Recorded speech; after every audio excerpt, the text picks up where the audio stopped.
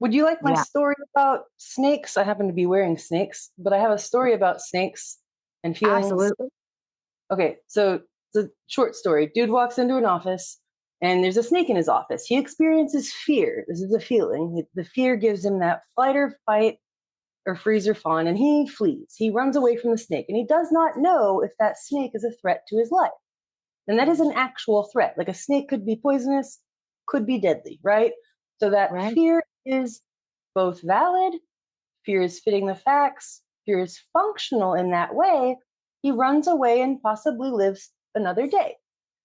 So here's the thing though. They take care of the snake, guy goes back to work, and then the very next day he comes into work, and before he even opens the door to his office, he experiences what he would describe as the same level of fear, only this time he doesn't know if there's a snake on the other side of that door. And this is where that anxiety, because it's now a perceived threat, he doesn't know, not an actual threat, Right. that's where that feeling doesn't fit the facts. And he has to take control of what he can, which is to open that door. He opens the door, fear turns to relief because he sees no snake.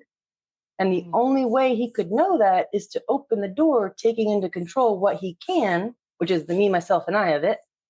Yeah. And that's where that feeling is valid. Like he had every right to feel apprehensive, anxiety, like he had reason Well, to be fearful.